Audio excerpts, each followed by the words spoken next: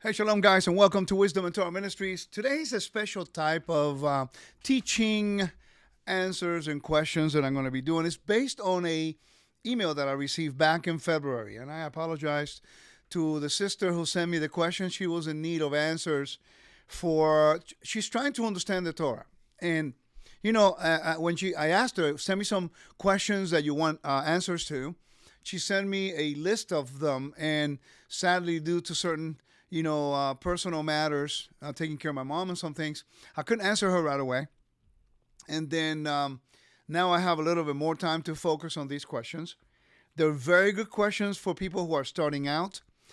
Many people are struggling to trying to understand the Torah and how it plays in their everyday life, because the reality is that many times when you look into the context of the Torah in conjunction with everyday life in the Western world, there seems to be contradictions of how to live it here outside the realm of Jerusalem, the temple, and the theocracy. And that's something that many of us, when we start following the Torah, we struggle. We struggle trying to understand what fits here, what doesn't fit here, which commandments are we to observe, which ones are we not to observe, and things like that. Now, I have a PowerPoint with the questions as she asked them.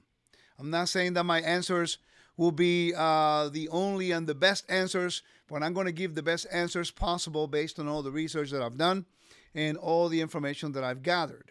I think that the questions that this particular sister asked me are extremely important. And you know what I love about it was the fact that it was not in the spirit of debating or trying to challenge, but the heart of wanting to learn and understand how does the Torah apply for us today. You know, John Walton always says, and I've taken this quote from him and I want to give him honor, and it says, the Bible was written for us, but not to us. And that is so true. And I think these questions, answering them would allow us to really see how the commandments and the Torah was written for us, but it was not written to us in a particular geographical location, under a governmental structure, under a kingship, a king established by God himself on the earth. And that's some of the little things that we need to really come clear with and understand. And I'm sure many of you that are watching have the same or similar questions. So I'm going to do my best to answer these questions. And instead of doing 5-minute segments, which I could, but I cannot because limited of time, I have so much going on. I'm going to do the whole thing as far as it goes. I'm going to put it on my website for free. I'm going to put it on YouTube, and I'm going to make it available for you on Facebook. So if some of you have the same types of questions, then you have an answer too. If you have any more questions that could relate to things like this, let me know. I think it'd be kind of cool to do short segments, 5 minutes, 10 minutes, answering these questions biblically, culturally, geographically, historically, and also using archaeology and the temple, okay? So let me give you an introduction to the resources that I use. Okay, now one I have, the other one I saw today and I purchased it because I think it's only going to complement what I'm already learning. But the main resource that I use is this book. It's called the Taryat HaMitzvot, or Taryat Mitzvot. And when you go to the PowerPoint here, you'll see, and I'm going to be using PowerPoints to talk to you today, is talk about, based on Sefer HaChinut. This volume presents a new concise compilation of the 613 commandments.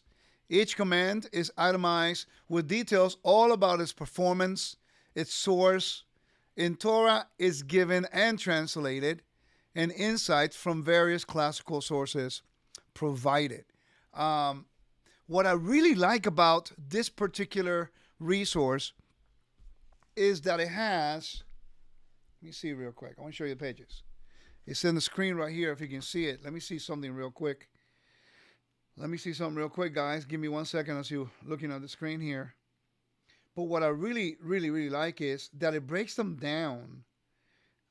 Commandments.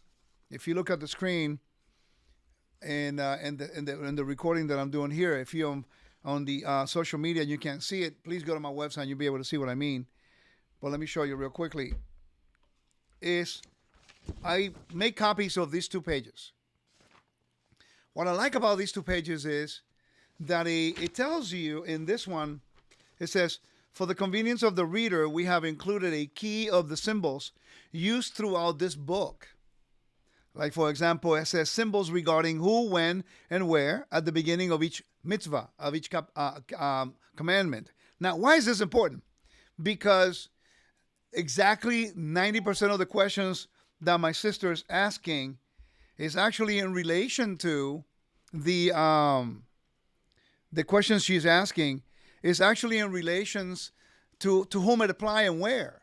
So it gives you an idea. For example, it says the M is men only, W women, K means priest only, KG means Kohen Hagadol, the high priest only, king only the king, and then it says K and L means the Levites and the priests. L only means only the Levites or Israel, or apply to the Beit Din, the Sanhedrin only, or the Beit Hamidash, the temple when it's existence. So it gives you a real clue to where and how and to whom it applies, and that's extremely important. Because many people today, what they're doing is they're taking certain commandments that has no connection outside of the temple purity laws, and they're applying it everywhere else, and that creates what is called a yoke of something that doesn't need to be observed outside certain thresholds or certain sacred spaces. That's why we have such controversy going on all around, because sometimes we do not understand how those things apply. Okay? All right. So this particular, teaching here hopefully will help you. Hopefully will help you get that understanding, and I pray that it is a blessing to you. Guys, give me 1 second. I'm trying to look for something here that I think is important, and it's not letting me. So regardless, if you're on the internet right now, then hopefully you'll be able to watch it with me. So let's go right into some of the questions that she asked. But before we do that, I want to break down for you and which angle I'm taking in answering these questions. Okay? All right. So these are the resources. The next resource that I just purchased, and I'm really curious, and I read into everything that they're explaining, and it's really important. It's called the Concise Sefer Chachinut. Is a summary of the 613 commandments arranged according to the weekly Torah portions. That's exactly what this one is about. It's a concise compilation of 613 commandments according to the Torah portions too. So, and when you go back to the previous resource, for example, in Genesis, there's one performative. That means a positive commandment. Then you go through every single Torah portion, and it tells you how many commandments in each Torah portion. One of the things that I really, truly want to do in the future is to do a whole Torah portion cycle in a year. And I started like 7-8 years ago, and I stumbled into the Ancient Near East, and I needed to stop and go back to Ancient Near Eastern context to understand them all in better context. And what I've done is basically trying to narrow down which commandments are found in each Torah portion.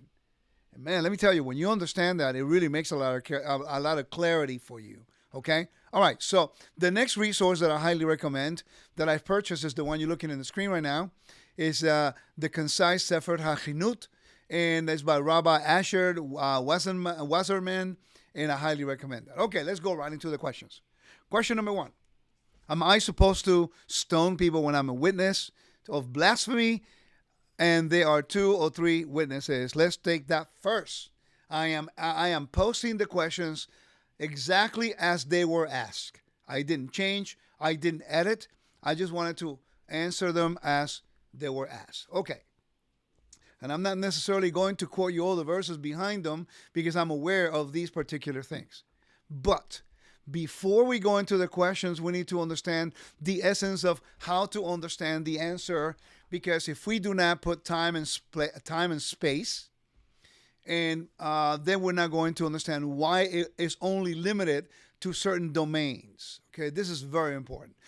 And I learned this studying the temple. Joseph Good taught me this. And as I was studying with my teacher, Joseph Good, one of the things that I really understood within 6 months, really researching with him, is that there were many things that I was doing, that I was teaching, out of context in the sense of location and how and when did it apply.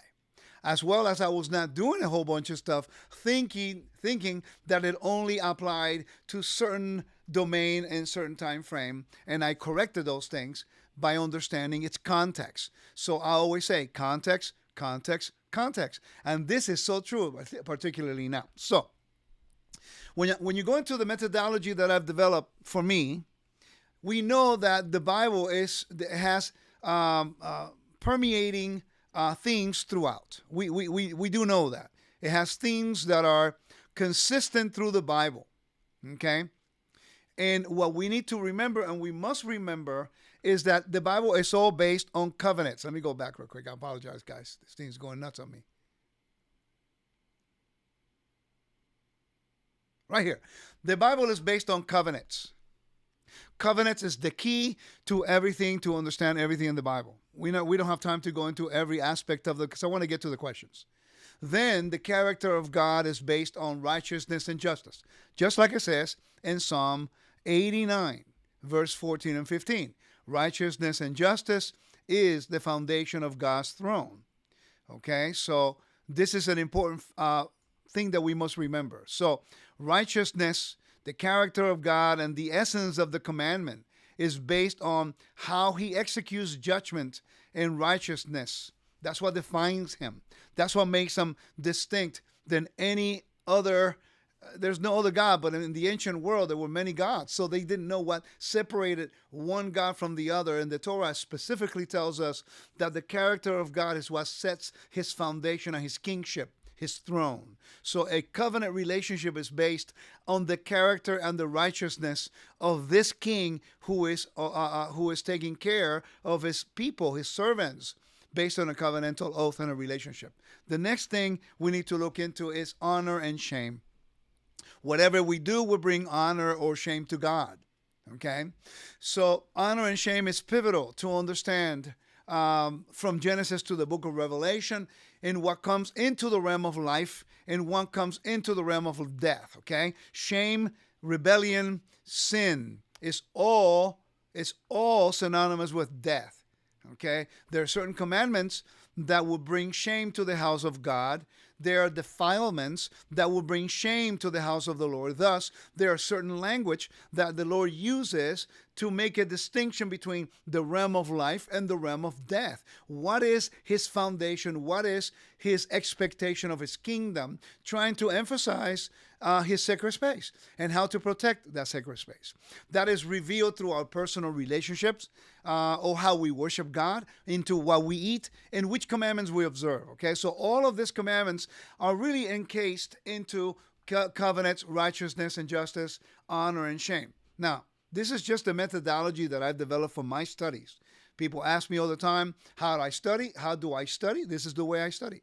It's not the only way. It's not the only method. It's just my study, my way of study. So I hope it helps you. Next, you go into a new creation. The temple is a microcosm of Eden. The Sabbath is a microcosm of the millennial reign. Thus, new creation motif is found throughout the Bible. Many of the commandments, like a mikveh, like immersion, is a rite of passage to go from the realm of impurity, in this case ritual, into purity. Okay? It's a new creation motif. You find this all the way through the scripture. Genesis 1, Genesis 6 and 7 and 8. You find that in Exodus 14. You find it all throughout the whole Bible. Okay, this is a motif that is permeating through Scripture all the way to the book of Revelation. Then you have chaos and order. Genesis is all about chaos and order. It's all about how the Lord took chaos, the realm of chaos, death, exile, and rebellion, and he made function out of it. He made order. That's what Sabbath is about. It's about establishing order and revealing the life, order, and the garden and holiness of God. And then we have sacred space. Sacred space is anything related to the temple. Sacred space is anything related to the Sabbath, to the feast, even what we eat. Now, when we look at commandments, dealing with temple, dealing with purity, dealing with the feast, dealing with the Sabbath, dealing with sacrifices, dealing with the calendar, is all to establish sacred spaces. Okay, so this is why I have certain positions about certain things, because it's not about what you think, what you feel, and what you think is convenient, because he, the king, establishes the rules and the statutes, the chukim, the statutes which are eternal. As long as the king lives, those decrees cannot be changed or altered by anyone. Therefore, only to the people that he gave authority to determine certain things. But they cannot be changed by anyone other than that judicial body that he himself gave authority, like in Exodus 18 and also in Deuteronomy chapter 17, the Sanhedrin Council or the Supreme Court. Okay, so therefore sacred space is really the key, because within sacred space can only be observed by covenantal people. Thus is the reason why many Jewish people say, well, Christians really don't need to keep the Sabbath, or they don't need to keep the feast, or they don't need to eat clean. Because in the Jewish mind, Christians are not doing what the Torah says. It's not like, they're just saying, well, they're not really following the same thing we're doing. So to the Jewish mind, it's like, well, they're not in the same covenant, so they're not bound to do what we do. But the way the first century writings is written is a covenantal relationship that God has restored through his son Yeshua. So therefore now we are bound to the same covenant, and we should obey the commandments. So therefore we have to understand covenant, the righteousness and justice of God, what brings honor to the Lord, how we are now a new creation, in which Jewish people were right. We are outside the covenant, but now through Yeshua we have come near. So therefore now we are a new creation. By being a new creation, our lives should reveal a life of order, not chaos. And how do we maintain ourselves in an orderly fashion? To do righteousness and justice, and to bring honor to God, to continue to project a testimony of a new creation from death, from exile, from rebellion, from the world, to the new life, a new creature, by preserving sacred spaces. And it's interesting that 90% of all the questions are based on exactly sacred spaces, and that's what we're going to be tackling today. Okay, so let's go right into the questions, all right? All right, the first question is this. Am I supposed to stone people when I'm witness blasphemy and there are 2 or 3 witnesses? The answer is no, because that command is a direct command that could only take place when there is a Sanhedrin council, because it's blasphemy. According to the Mishnah in the Sanhedrin, and also when you study the Great Sanhedrin, you know that only certain cases like idolatry, blasphemy, can be tried by the Sanhedrin Council, either the 23 or the 71 member council, okay, because it's a direct affront to God. So this particular case cannot be tried by anyone other than going through the proper judicial matter. Okay, that's very important. So let's take an example of this in John chapter 8. I'm not going to read the whole thing because it will take too long. But if you read in John, and this is an example of a case that many Christian people bring forth. We're not talking about Christian people. I'm not trying to judge people or bash them. It's only an example of what they're teaching versus what it says, for the lack of understanding of legal matters in the Torah, okay? So no one's bashing anybody. It's just an example. So if you're going to get offended, just stop. It's just we're exchanging and learning. All right. So a woman is caught in adultery. They only brought the woman and not the adulterer. Leviticus chapter 20 specifically tells us they have to bring the man and the woman, okay? And then you have to have 2 or 3 witnesses. Without the evidence of 2 or 3 witnesses, according to Deuteronomy, nothing can be executed. We know that, okay? But this is an example that many people in the system of religion uses to say, well, Yeshua did not, accuse the adulterous woman. Well, honestly, he couldn't have done that. Because first of all, the proper judicial matter was not there. First, they asked him a legal question without the proper witnesses. It was a setup. The text says it. Says, the scribes and Pharisees brought a woman who had been caught in adultery, making her stand before all of them. They said to him, Teacher, this woman was caught in the very act of committing adultery. That means that the people who brought her or people who knew them then saw her in the act, but yet they didn't bring them in. Now, according to the law of Moses, according to the commandment of Moses, commanded us, okay, give me a second. To the commandment of Moses, to us stone such woman. What do you say? They said this to test him. It says in verse 6, so that they may have some charge to bring in against him. Well, guess what? It was a setup. First of all, they did not bring the man. Plus, he, although he's the son of the living Elohim, at that moment, he's not part of the Sanhedrin council. He told her afterwards, sin no more, because one of the commandments that you should not commit adultery. Now, he's not justifying her behavior. It's just that legally he didn't have the proper witnesses or the proper judicial protocol in order to render a judgment.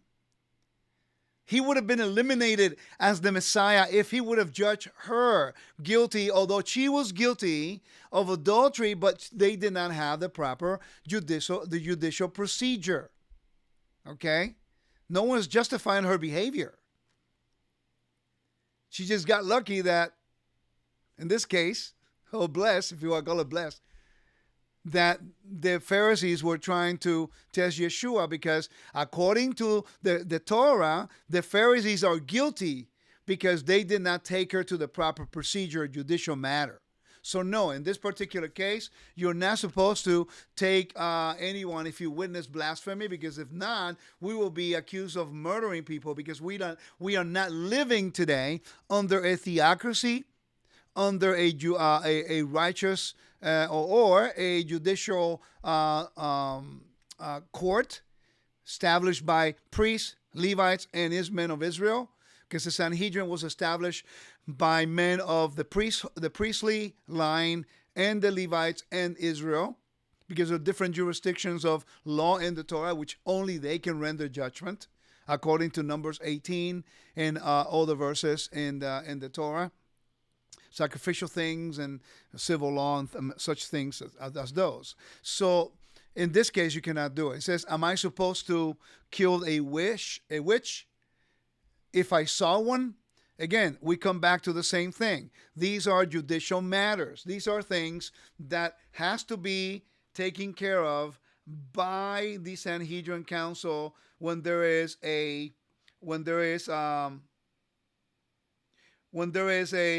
proper procedure of justice and law under a theocracy with a king and a Sanhedrin Council. That could only be taking place. Do laws about death penalties even apply right now? No, they do not, for the same reason that I just explained.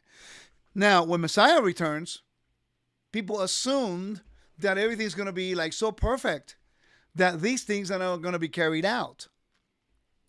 But you need to recognize that if he's going to be on the earth for 1,000 years, there's going to be peace. But there's going to be people who are going to rebel against him.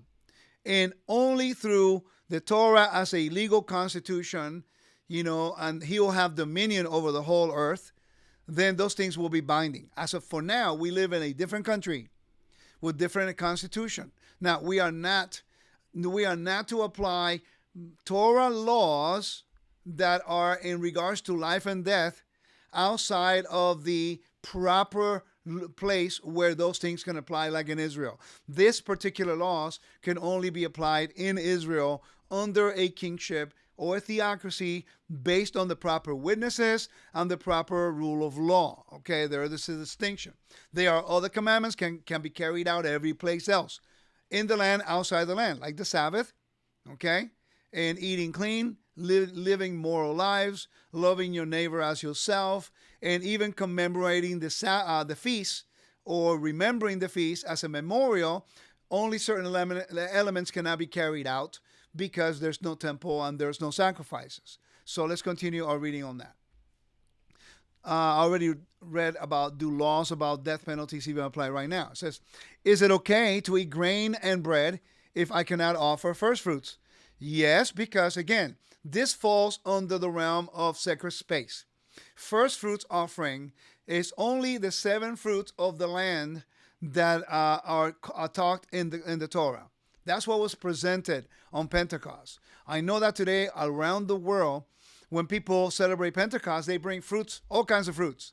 It's a symbolism, so we can be a little bit more free with what we do outside of the realm of Jerusalem. But in Jerusalem, doing first fruits, they could only bring the seven species that the Bible talks about. I'll give you a few: dates, olives, raisins, because it comes from grapes. It can bring dates. I already said that, and things that are only from the land. Okay, all right.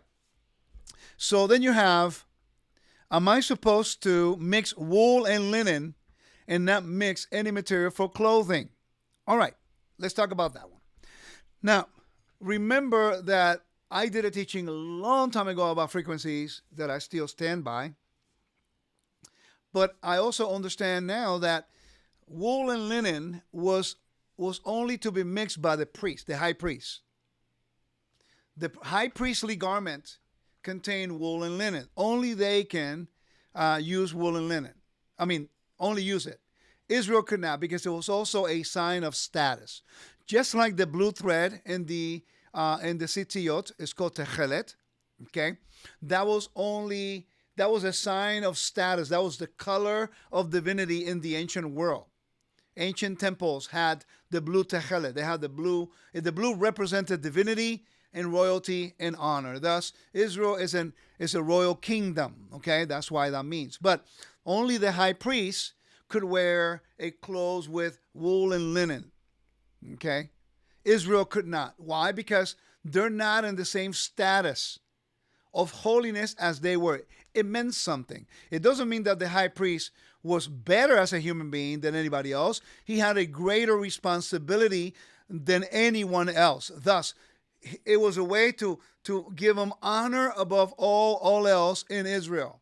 But with that honor and responsibility came a lot of stress and a lot of commitment to live according to the covenant, according to the righteousness of God, according to the honor that God can reveal through him, to always be a new creation and to bring order to the kingdom by preserving. That's the duty of the priest, preserving sacred spaces, preserving the purity of the temple, preserving the purity of the feasts, preserving the purity of the house of God, and maintaining order in his house, and for Israel to live according to the standards of Kedusha, of holiness. That's very important. So linen and wool was only limited for Israel because it was a sign of status and separation for the priest. Only them can wear it. But the high priest cannot wear the mixed with wool and linen when he went into the Holy of Holies. Only linen on the Day of Atonement, okay? There comes the question that brings all the arguments. That I've done teachings on this on my website in Wisdom and Torah. Here's a simple answer. So please understand that is a simple answer right now. What calendar to use for the Moedim, the feast? That's what we always get in trouble. Okay? But I'm going to give you my answer. I use the Hillel calendar. I know it's not a popular stand because sadly many people, they want no connection with Jewish people. But once I began to study the temple, I began to study the legality of the temple and the seriousness of what is a chukim, mishpatim, and mitzvot, commands, okay, statutes and laws. I began to understand the legal aspect of the Bible. Then I understood that only the Sanhedrin Council had the right to decree the times and seasons. And I'll read you the verses. Okay? Now, what is the duty of Israel? And every year we go through the same argument over and over and over. And to be quite honest with you, we just do not really want to submit under any type of authority because we are wounded people who have suffered a lot of things that we felt was deliberately lied to us when in fact it wasn't. And I was And I had to come to grips with that. So I need to go back and learn and try to understand its context. Leviticus 23, verse 1 says this. And the Lord spoke to Moses, saying, Speak to the people of Israel and say to them, These are my appointed times. Okay? Appointed times of the Lord. You shall proclaim as holy convocations my appointed times. We are to proclaim. Now, I want to go to verse 44 in this particular version of the Bible, which is the NRSV, Sundervan edition. But in different translations, says the same thing. But in verse 44 of Leviticus 23 says this. Thus Moses declared to the people of Israel the appointed festivals of the Lord. What is the difference between proclaiming and declaring? That is exactly what turned my world upside down. I never really noticed it, nor did I care to look into it, because I was so adamant about me establishing times and seasons, when in fact I never had the legal jurisdiction to do so. Now, why is the times and seasons only declared by the priest? Moses was the leader of the 70 men selected in Exodus 18. The high priest was the leader of the 71 men in the Sanhedrin Council Judicial Order.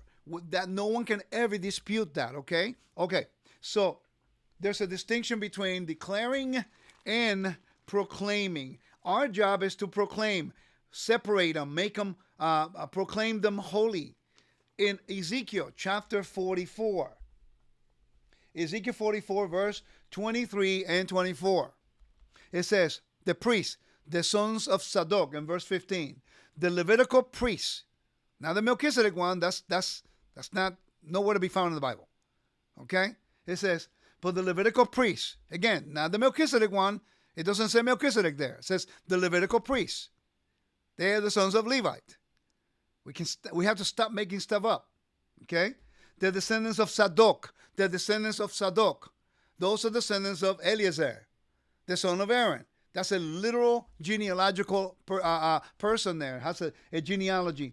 Who kept the charge of my sanctuary when the people of Israel went astray. For me shall come near to me and minister to me, and they shall attend to me to offer the fat and the blood, says the Lord God. In verse 23, Ezekiel's referring to the sons of Zadok.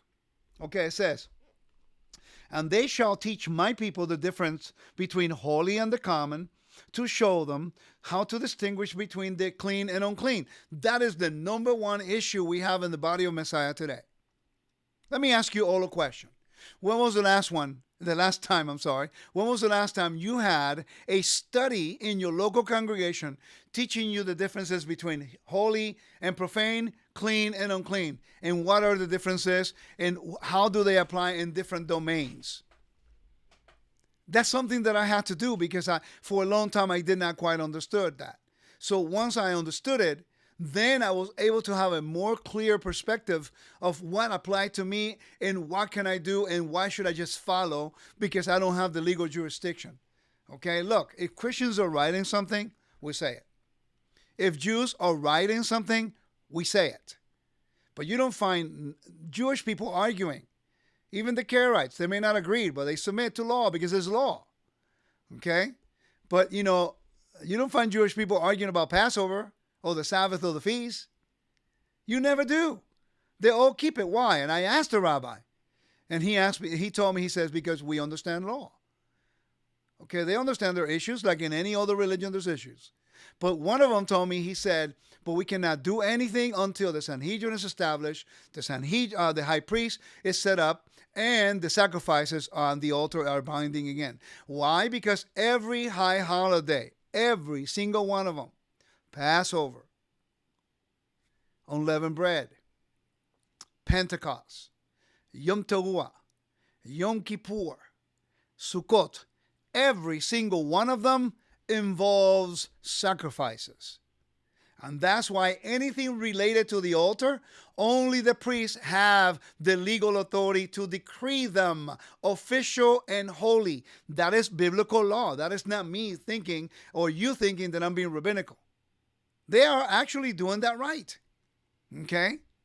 All right, if we are honest with the information, we will see this. And Ezekiel 44, verse 24, actually endorses and teaches us this. He says, in a controversy, they shall act as judges, and they shall decide according to my judgments.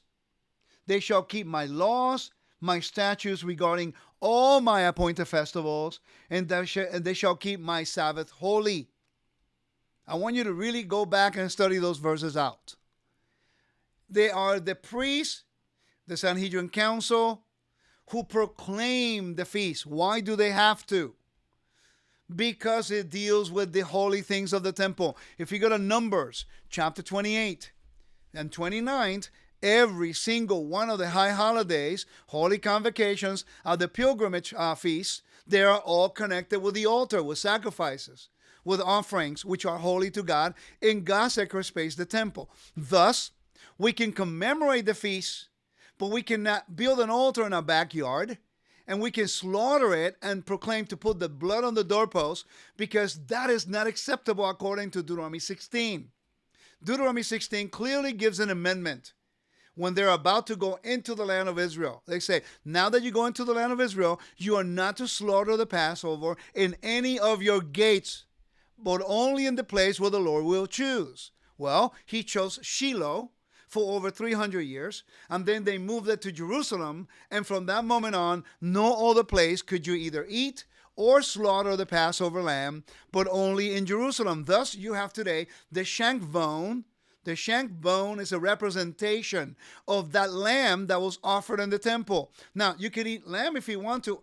I don't mind if you eat lamb or turkey or chicken for Passover, if you keep it as a remembrance, as a memorial, as all the Jews keep it all over the world. But you cannot call that lamb a Passover Korban Pesach, because only the laws of the temple is that you are only to do it in Jerusalem, inside the city, because it is called Kedusha. It's a holy convocation. It's a sacred meal that cannot be kept anywhere outside of the holiness of God's house. I'm talking about the Korban Pesach. But you can still celebrate Passover everywhere you want to, all over the world. It's just that you cannot slaughter a lamb and you call it a Passover lamb, and then you take the blood and put it on the doorpost. That is an abomination, because God said only in the place that he has placed his name. That's Jerusalem. We need to respect God's holiness and his decrees. We can't change those. Okay? All right. So therefore, I follow the Hillel calendar. Now, I'm not going to argue with you whether or not you agree with me or not. It's okay. You can disagree all you want. But I know that according to the Torah, we proclaim, they decree. And the last declaration came from the last Sanhedrin Council, and we go from there. When Messiah returns, the altar is restored, and the sacrifice is restored, like it says in the Bible, then we will go back to the way it was done when all those things were put in place. Please verify what I say. Don't believe what I say. Go back, look it up. What if I'm right? What is just, if for some reason I'm right? Are you willing to change and do it the right way? If I'm wrong, I'm willing to change it. I can tell you right now. If I'm wrong, I'm willing to go back and do whatever you want. Okay, but don't be quoting me the book of Enoch, the book of Yasha, the book of books, extra biblical books. Okay, to try to establish a new law. Now, we can learn from those books that what happened during that time frame in the intertestamental period to understand the mindset. But the book of Enoch cannot override the Bible, because then you're not any better than what the Christians are doing, eliminating the whole Old Testament. You cannot do that. We can't do that. Okay, and I know I get on hot water when I say stuff like that, but this is law. It's about the Torah. Okay? So therefore, can we learn from the Mishnah, and can we learn from some of the Rambam? Absolutely. But even those books do not override the command. But it's interesting that the Mishnah are the biblical rulings, the Sanhedrin Council's rulings, and the arguments about those commandments and how to be kept in different time frames. Now, the Gemara is a different story. It's opinions and arguments of the rabbis in regards to those Mishnah, trying to understand them in the Middle Ages in different places and go on, so on and so forth. Okay? So which calendar I follow? I follow the one all of Israel follows all over the world, and because I understand where they're coming from. I understand that not everything is perfect, but I know that it's been declared, just like in America, there are certain laws that the Supreme Court they held binding. I don't agree with abortion. I would always stand against it. But I cannot come and change that law in America. I'm not going to support it. I'm never going to endorse it. Okay, but I cannot do away with the law. Still a law in the books. It's a different type of law, different comparison, just to give you an idea. Okay, and I understand. In this case, when it comes to biblical laws, dealing with the temple, dealing with holiness, we must be careful what we do with them, because if not, we ourselves will be going over our jurisdiction, and we will be committing ma'al, which will be sin against God, because we refuse to listen to people who've been doing it longer than us. Let's continue here. Okay, next question. If the place where God has placed His name is Jerusalem, then can I offer sacrifice or any other kind of offerings while being in Jerusalem? The answer is no. Why not? Actually, that's a very good question. The answer is no. Why not? Because it requires an altar. You are not to offer anything in any other place except the altar that God prescribed. That's why we celebrate Hanukkah. That's why the Maccabees even destroyed that altar right there when Antiochus Epiphanes profaned it with a pig. They built a new one because it had to be sanctified and rededicated. So if there's not an altar in Jerusalem, even if you're in Jerusalem, because there's no altar and there's no high priest, you cannot take any sacrifices anywhere. You cannot bring it anywhere. Okay? So that's the answer to that. Next question. If I touch a dead carcass by other thing, for example, a stick or rag, do I still have to wash my clothes? Or am I obligated to wash my clothes only after touching their carcass by hands? Understand that, again, this is a type of command that deals with what is called kedusha, holiness. All right, so in the city of Jerusalem, and what happens is, like, the audience that read these commandments, they understood its context.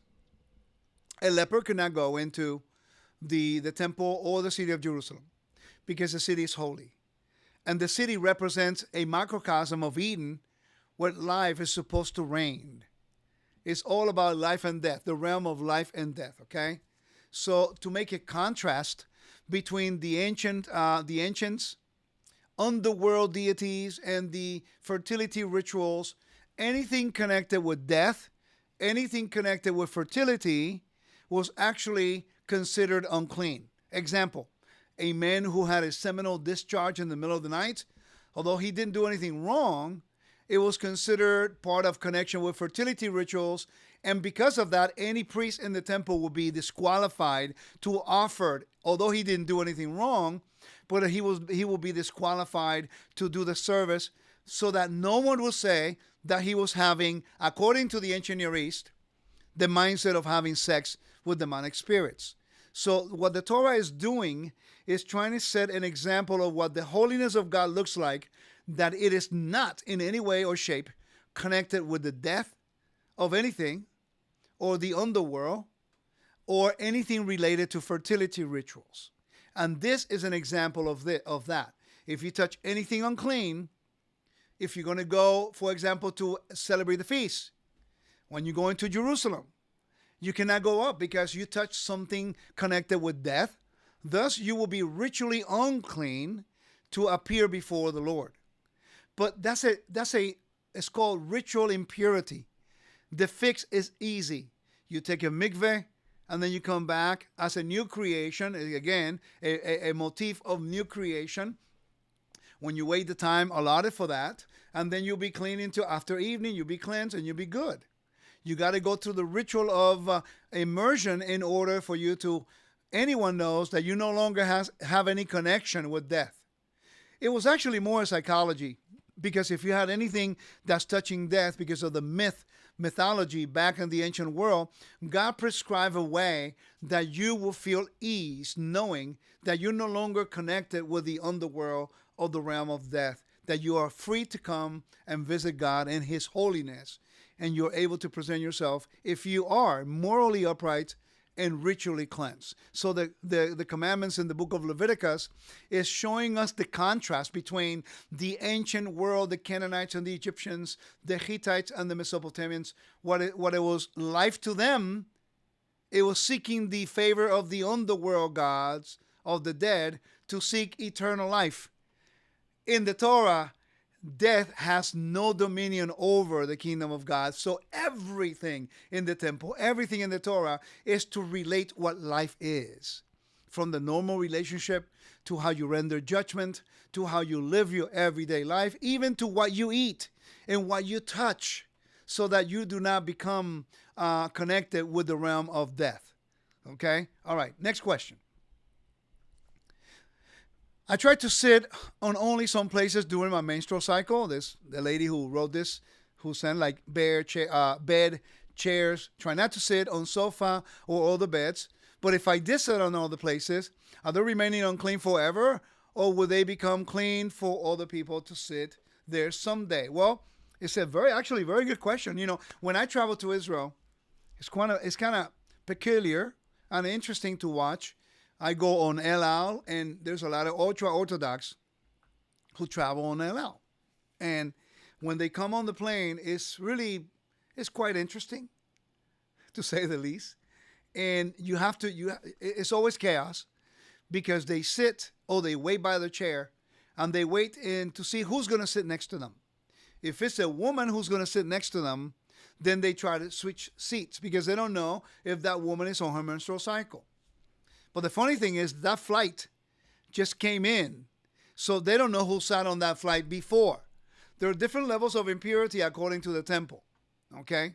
So this is a great example of taking something from the temple domain and try to apply it to everyday life outside of Jerusalem in a profane world and a defiled world.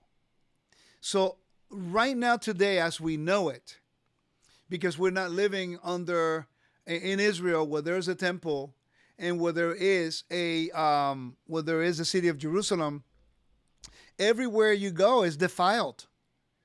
Okay? So if you're a woman in your menstrual cycle, you can sit everywhere. The thing is, let's think about logically today compared to back then. Ladies, you know this because you're the ladies who deal with this every month. You know that today you have so many things that you can use in order for you. No one would ever know that you are even on your menstrual cycle unless you mentioned it. Okay? So therefore, it's none of my business to know either.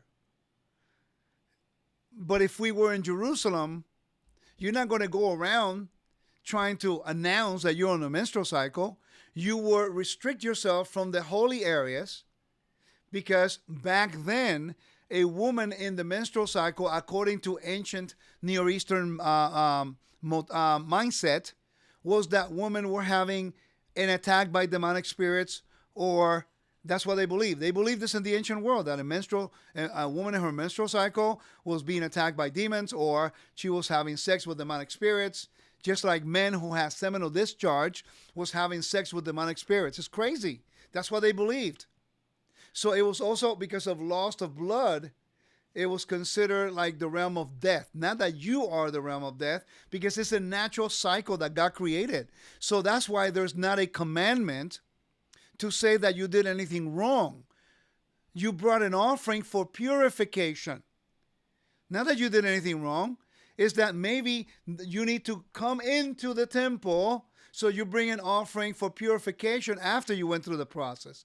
After you did the mikveh to go into the temple, then you bring an offering because the menstrual cycle kept you away from the realm of life for those days. It's not like you did anything wrong. God created you that way, just like the man who had a seminal discharge in the middle of the night. It's only a short separation of time so that you will not defile somebody else in the temple or the city of Jerusalem. So some of these commandments, and this is one of them, is higher level of holiness in the temple, okay? In the temple, and it's important for us to know these things, okay? All right, next. It says, can I touch my Bible during menstrual cycle? I mean, law says you should not touch anything holy. Yes, you can touch your Bible. The Bible is considered holy because it's given to the word of the Lord. But this is the reason, by the way, why a lot of the Orthodox, for what I understand, by the way, why the Orthodox don't allow women to touch the carry the Torah scroll. Out of a custom that they don't know if the woman's a menstrual cycle, and they consider the Torah scroll as a holy object, which in my opinion it should be considered as that. A level of kedusha and the name of God within it. So it's the reason why many sect of Judaism do not allow women to carry the Torah scroll. But we are all unclean. Even the male can be touching something unclean and touch the Torah scroll to carry it on the Shabbat. So anyway, it's just one of those things. Is it lawful to eat fruit from market when you don't know if they are taken from trees that gives fruit already more than 4 years? Again, that's a very good question that also requires context of the land. These are fruits of trees in the land of Israel. In the land of Israel. Outside of the land of Israel, this does not apply. If I'm in the land of Israel, again, because there's no Sanhedrin council, okay, and because there's no temple or altar, certain fruits that were presented on the altar, cannot be used, not presented on the altar, for the Pentecost brought to the temple, okay? They cannot be used because there's no Sanhedrin council. There's those elements that I mentioned earlier. But if you're going to eat a regular fruit, there are the New Year's for the trees in Israel. Okay? But that New Year for the trees in Israel does not apply today here in America or any other place outside of the land, because that particular commandment is for the land. And that's what this particular chart really teaches you right here. It tells you on this one right here, for example, it says, you see, RT, it says when in the land of Israel is ruled by Torah true leaders. Okay? And EY, it says only in Eretz Israel, in the land of Israel. So when you read from this resource that I quoted you earlier, that I showed you, then you will be able to know, that commandment is for the land. And by the way, that's not a rabbinical invention. They're doing you a favor. They're teaching you, hey guys, that commandment is for the land. Now, if you want to do it in your property, it's up to you. Over here, if it's up to you, but it's not a commandment. That particular command cannot be carried out outside the domain of the land of Israel. Now, how would I really know this? Well, I travel. I've been traveling for a long time. I've been over 24 countries now. When I travel to other countries, I don't follow the same laws of the United States and South Africa or New Zealand or Australia. Although many laws are similar, but there are certain laws that are different. So I cannot live keeping the law of the Constitution of the United States in a different country. I have to adapt to their Constitution. Okay? So therefore, if we live in the United States and we're following the Torah, there are certain laws that I could transfer over, or commandments that I could keep. For example, the Sabbath, anywhere you are in the world, you can keep that because that's not against the law of the land here, okay? But in this particular one, in regards to first fruits, anything related to the temple, you cannot keep it any other place except the land of Israel, according to the Torah, because again, it requires the Sanhedrin, it requires the altar, it requires the high priest, and it requires the priest, according to Numbers 18, verse 1 through 6, according to Deuteronomy 16, Deuteronomy 17, and also Exodus 18. When to observe Sabbath year or Jubilee? Do we have to observe it? Well, again, who determines? Let me ask you a question. When do you declare the Sabbath, the Jubilee? On what day of the year? What day of the year do you do that?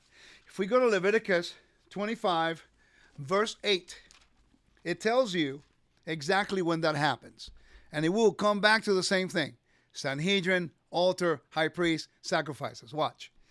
He says, verse 8 of chapter 25, you shall count off 7 years of years, 7 times 7 years, so that the period of 7 years, so the period of 7 weeks of years gives 49 years. Then you shall have the trumpet sound loud on the 10th day of the 7th month, on the Day of Atonement. So now the Day of Atonement is when you will declare, after the Day of Atonement, you will declare the Jubilee. You will sanctify the year of Jubilee after the Day of Atonement. Okay? So, what happens on the Day of Atonement? You need a high priest, you need a Sanhedrin council, you need an altar, and you need the sacrifices. Now, the people did not bring any offerings on the Day of Atonement. They all prayed and they all repented. The high priest is a representative of all of Israel, as Adam was a representative of all of humanity. That's why Yeshua is called the last Adam. So therefore, you need, in order for us to keep the Jubilee year, or even the sabbatical years, they must be decreed and declared by the legal authority.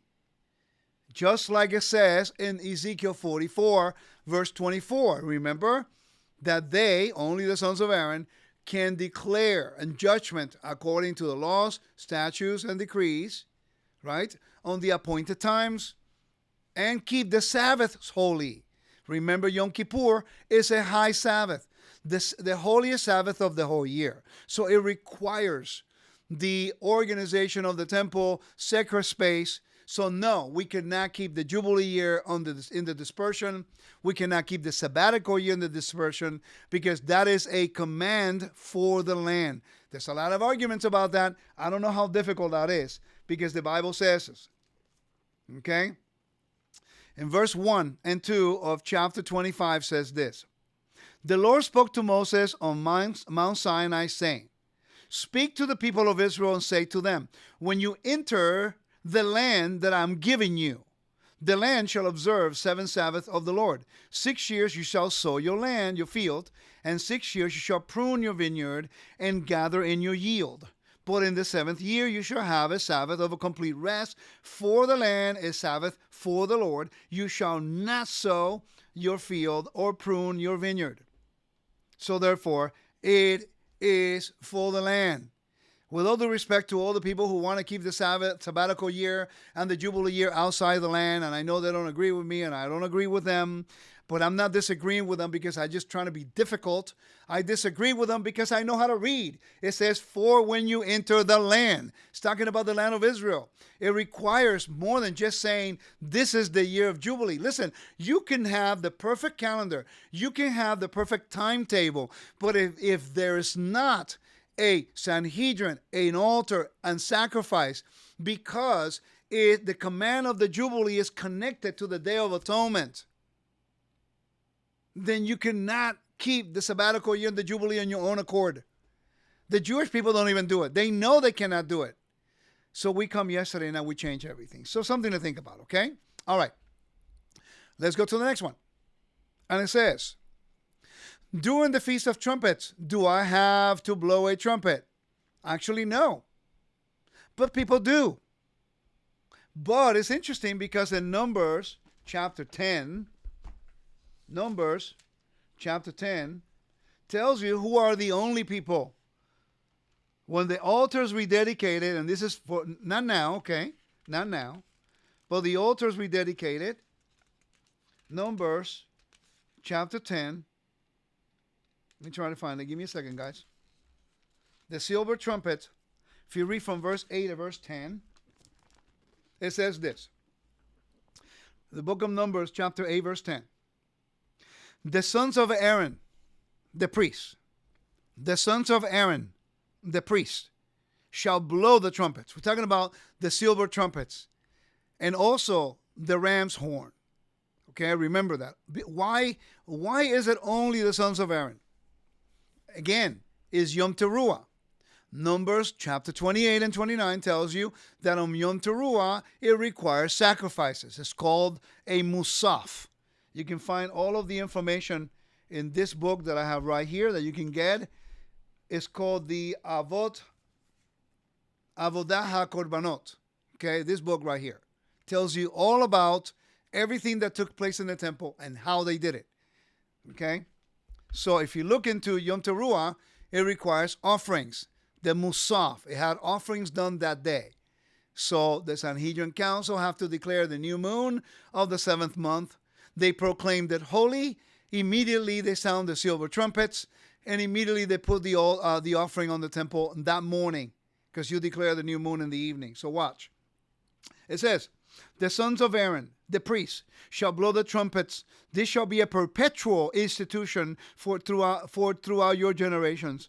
When you go to war in your land against the adversary who oppresses you, you shall sound an alarm with a trumpet, so you may be remembered before the Lord your God and be saved from your enemies. Verse 10 is the verse that I want to take you to.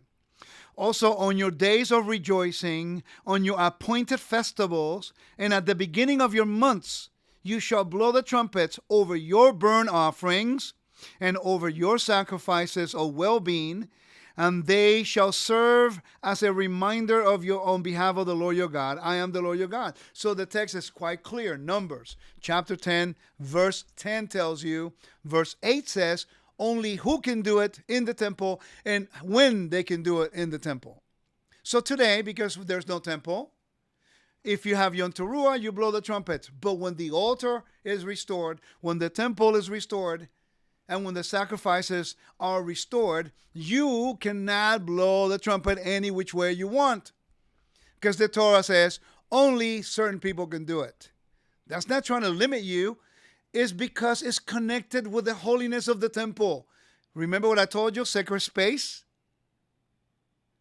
So therefore, there's a reason for these things, okay? All right, next. Actually, she says, I have a serious concern about laws which tells for sinners to commit certain sins to be cut off from Israel. Does this apply today? Or even more important, can this affect my salvation?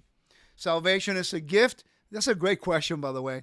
I got to tell you, very rare do I have someone emailing me with amazing questions.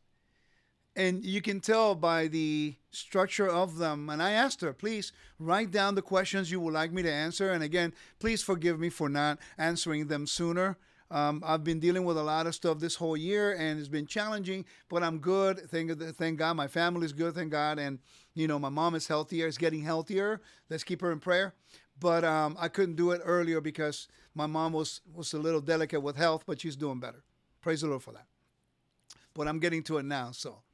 But she asked these questions, man, and I was so impressed because you can tell she really wants to learn, and they are concerning. And it took me a long time to understand them myself. And I understand that. That's why I'm trying to do it in the whole teaching instead of just one at a time. I thought about it, but I think it's best if we follow a sequence of information, because eventually all going to be connected with the same thing. And this particular question is connected with what is called being cut off. Karetz is called.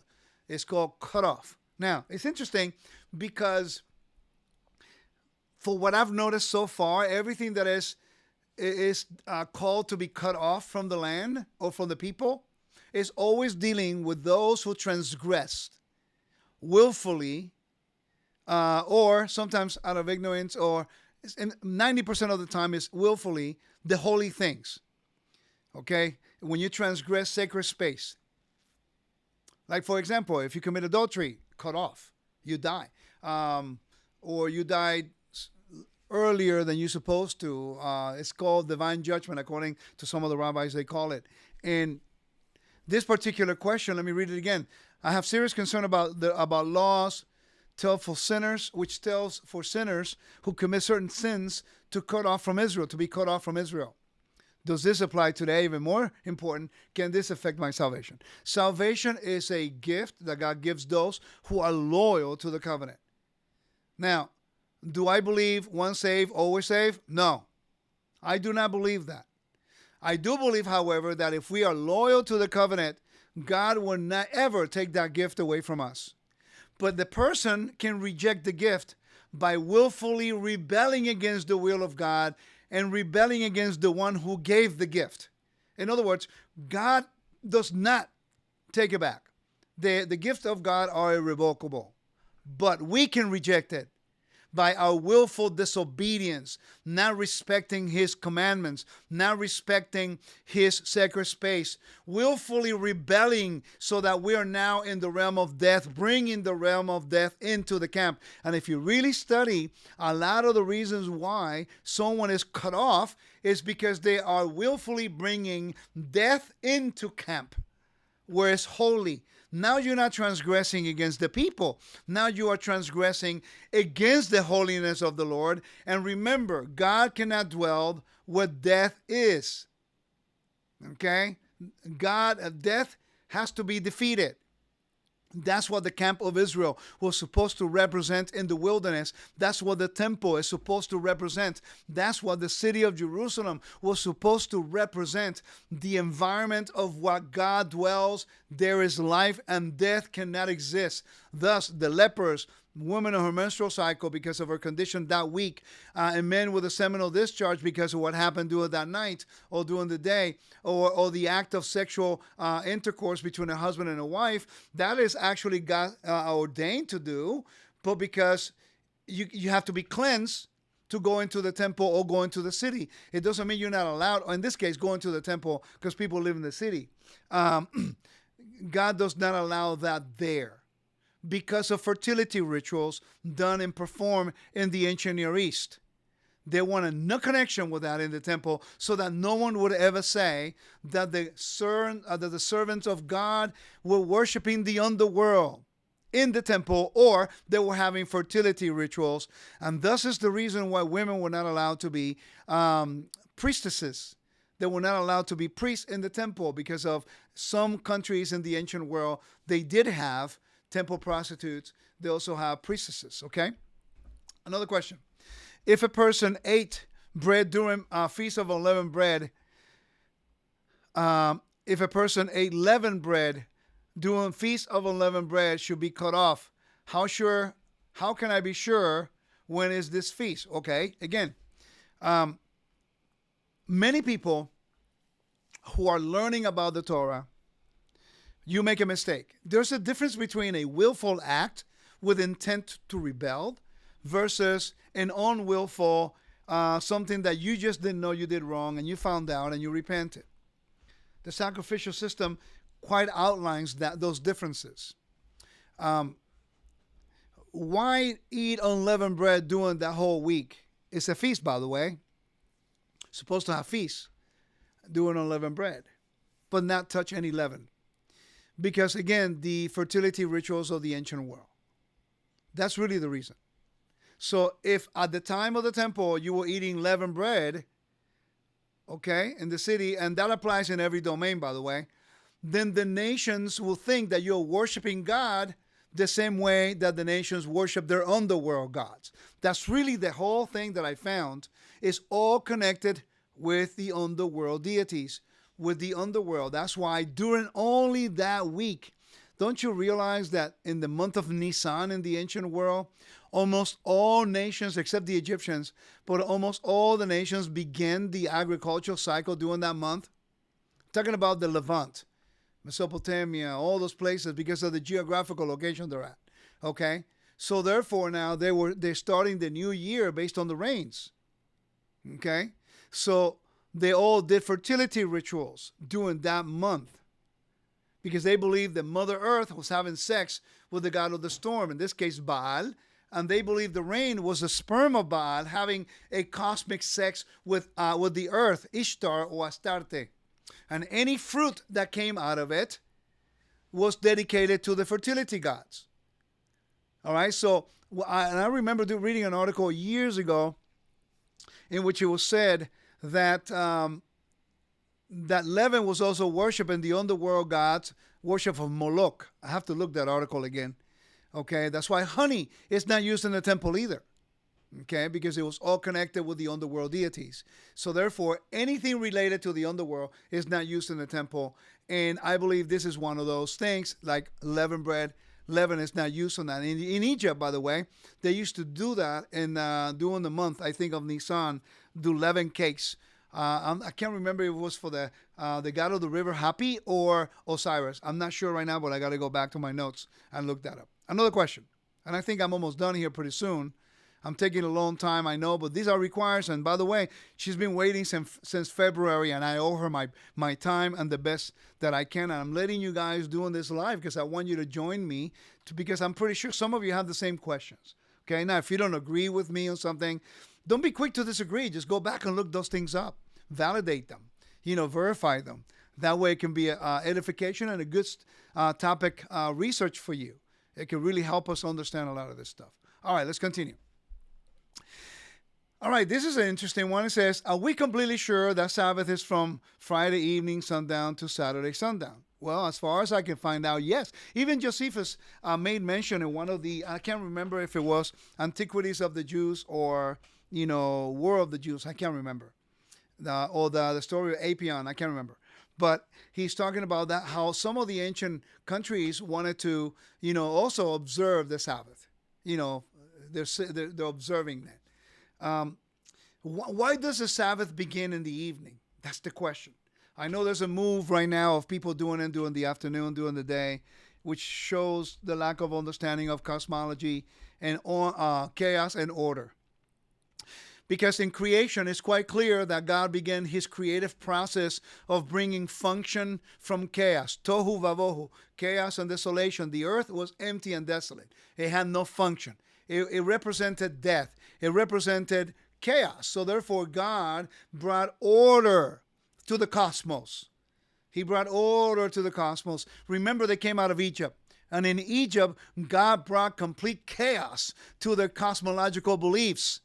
They have Ma'at, they have Pharaoh, they have Ra, and everything in regards to all of the plagues was in direct connection with the whole cosmic order of the Egyptians. So the Lord brought chaos to their myth. Ma'at, she was protecting the sky, and the god of justice, the goddess of justice. Pharaoh was supposed to be the protector of Ma'at, of justice and the cosmos.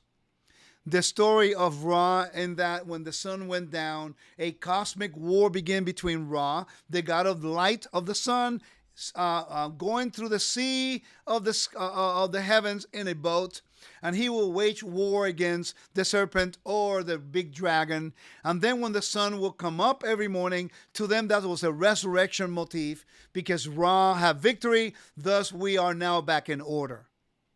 Creation in Genesis is teaching us how it is the God of Israel who has dominion over creation, from chaos to order. And that's why it says, and the Spirit of the Lord hovered over the waters of the sea. Why? To show you that God had dominion over death, because the bodies of water in the ancient world was a representation of the abyss, of death.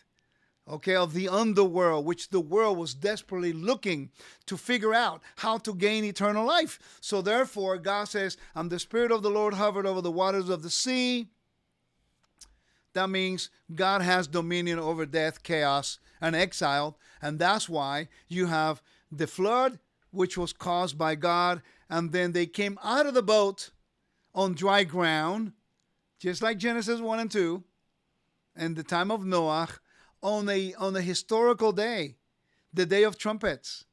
And then you have the city, the children of Israel walking through the Red Sea, the water separated in dry land. The second generation, the water separated north to south in the river Jordan all the way to the city of Adam.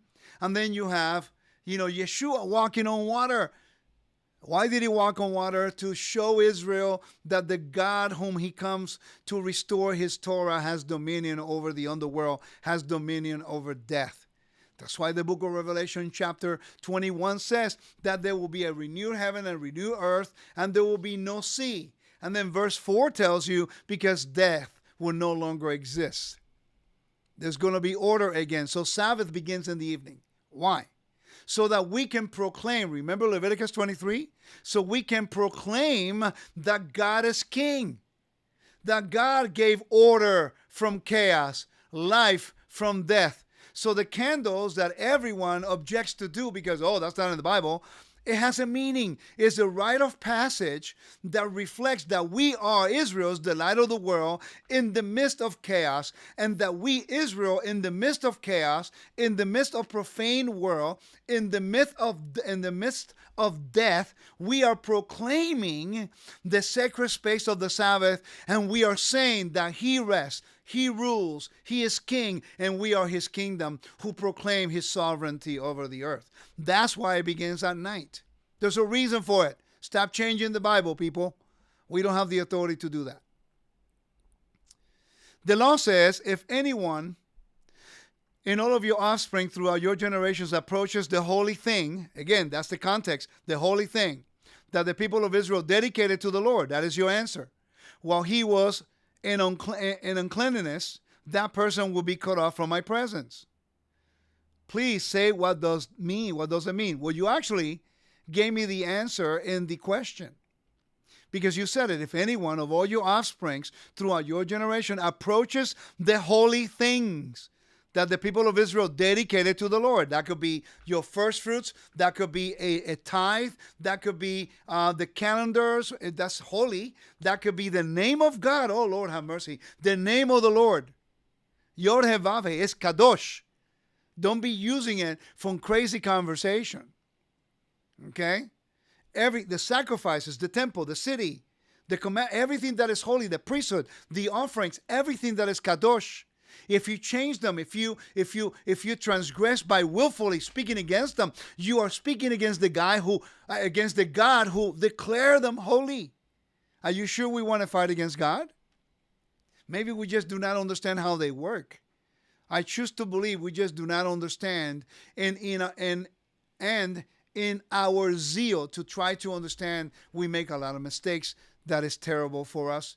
But thank God for his mercy and grace, that he understands how immature we can be in our zeal, and is faithful.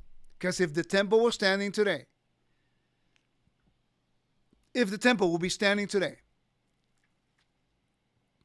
and people will be doing the stuff they're doing right now, there will be a lot of calls to Jerusalem for you to tell them why in the world you're doing what you're doing. Remember Paul, when he was teaching Gentiles, he got called out and said, yo, what are you doing? You need to go to Jerusalem. According to Deuteronomy 17, if any matter arises difficult to, he got called up there. He explained his case. They gave him a letter of a recommendation, and he was endorsed by the Nazarene Council. Well, I'll tell you one thing.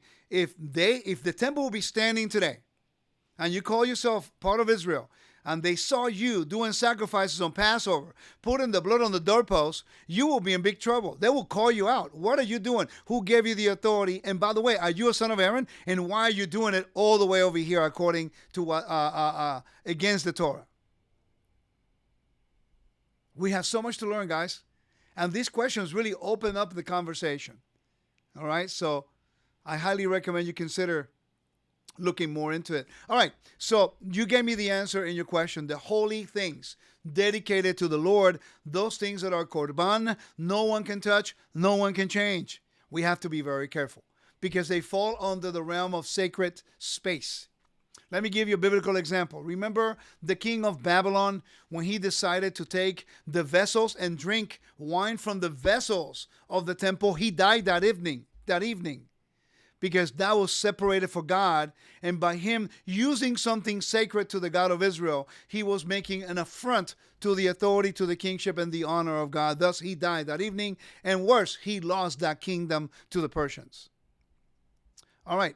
And I'm almost done, guys. I think this is it. I only have a few more. That's it. It says, the law says, let me take you there. In Leviticus 23:29, for whoever is not afflicted on that very day shall be cut off from his people. She asked, how can I be sure on what day that is? What day it is? What level of affliction is required? Well, you just quoted the verse. Is Leviticus 23, verse 29. And if you read it all in context, it deals with the Day of Atonement. Context, context, context. We have to consider doing one thing. Let us stop taking one verse out of context, people. Okay, because then we lose the essence of the whole storyline. So she asked a very good question. I'm doing my best to answer it. Leviticus 23:29 says this. If you read in verse 26, it says, and the Lord spoke to Moses, saying, now, the 10th day of this 7th month. The 7th month is the month of Tishri. Okay? The 10th day is actually the Day of Atonement. So this is the Day of Atonement in the Bible, where there is a holy convocation. It's not a feast. It's a holy convocation, and it's a day of affliction, of a fast and prayer and repentance. And it says, it shall be a holy convocation for you. You shall deny yourselves and present the Lord's offering by fire. You see, so it requires the temple offering, the Sanhedrin and the high priest, because he's the one who will do the offering on that day. It says, and you should do no work during the entire day, for it is a day of atonement to make atonement for you on your behalf before the Lord your God. Verse 29, I'm getting there.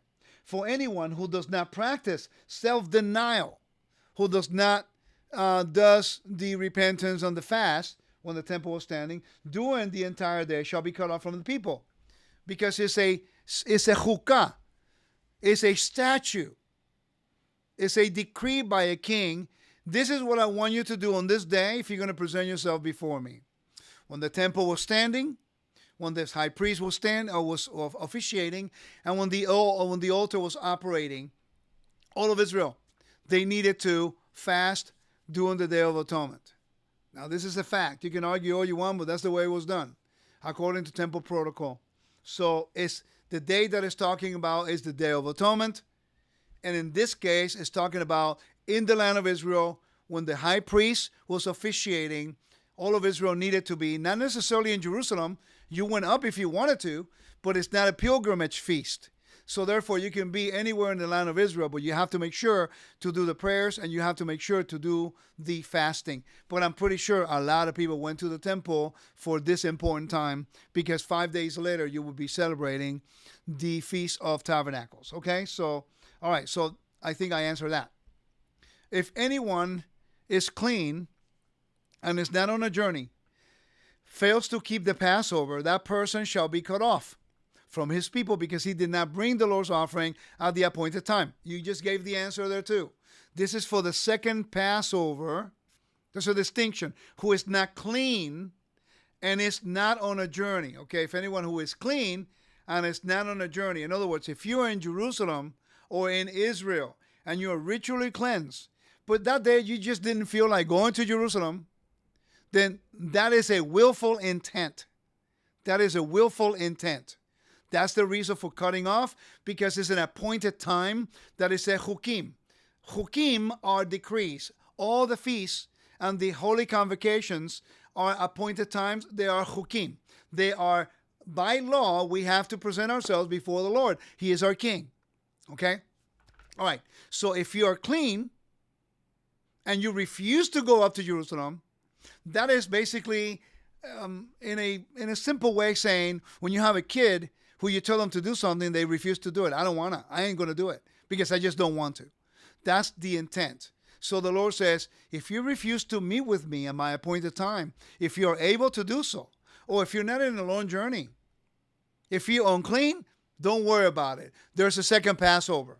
If you touch something with death, or if you lost a family member, Don't worry about it. We understand because you touched the dead, you cannot come to Passover because it represents the realm of life. So I'm going to give you an opportunity to come on the 14th of the next month, and you just eat the lamb. You can do some of the other stuff, but you eat the lamb and we're good. If you're on a long journey, then you're able to, okay, that's fine. Do the Seder, but don't eat the lamb because the temple was standing. You can only eat the lamb when the temple was standing in the city of Jerusalem. But you can do the Seder, okay?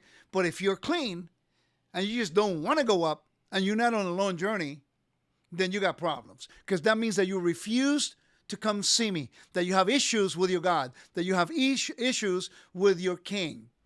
That's what the Lord will say.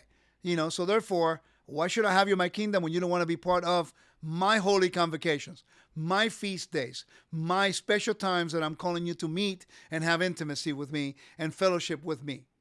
That's what really the commandment's trying to convey. All right? So what date is Passover? It's normally every year during the Hebrew calendar of the month of Nisan, either March or April in the secular calendar. The month of Nisan, day 14th, the falling of the sun, when the sun falls, on the evening of the 15th, that's when we eat Passover, when we have the Passover Seder, the order of the memorial that is commanded for us to keep in Exodus chapter 12. All right. Oh, how does this apply now with the Messiah in absence of the animal sacrifices? Great question. The Passover is a memorial. It's to remember what happened when we came out of Egypt. So there was established by the Great Sanhedrin what is called the Seder. The Seder is an order that has been delineated so that we will know and will remember our Exodus. Just because Yeshua died and resurrected does not eliminate a commandment that God gave on Mount Sinai. Okay? Even Yeshua said it, when you drink of this, do this in memory and remembrance of me. He's not saying you're going to have it every week at church as a Holy Communion. He's talking about Passover. When you do this in remembrance of me. In other words, that he is, we're remembering that last redemption that will bring us from the realm of death into the realm of life. Okay, so it should not change anything. Because when Yeshua was alive, and I know that after Yeshua died and resurrected, all the disciples and the apostles, they all kept Passover. Okay? Now, again, if they're in Corinth, they couldn't eat the lamb, but they can do the Seder. Just remember that, okay? All right. Now, let's continue. And lastly, last question. Whoever touches the dead person, the body of anyone who has died, and does not clean himself, defiles the tabernacle of the Lord, and that person shall be cut off from Israel because of water of impurity, because the water from impurity was not thrown on him, he shall be unclean. How exactly am I supposed to cleanse myself, and what is the water of impurity? The verse gives you the answer, my sister, and I'm glad you asked, because sometimes for our lack of understanding on the temple, purity laws, and how the functions of the temple worked, sometimes we miss the answer within the text, okay? It tells you this. It says, let's read the text again. Whoever touches the dead person. So that's really the problem.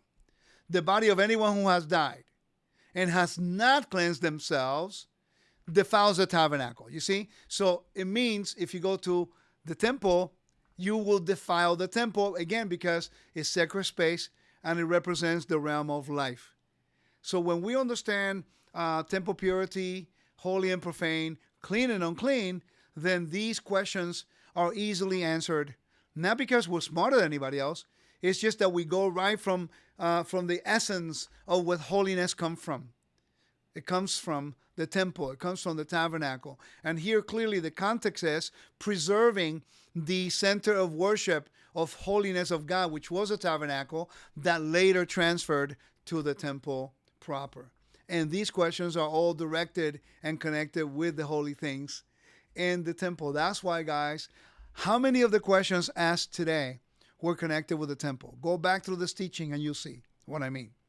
If after an hour and a half, you're not convinced of the importance of the temple, based on simple questions of a sister who truly wants to learn, and I appreciate her for asking, then please consider studying the temple with me.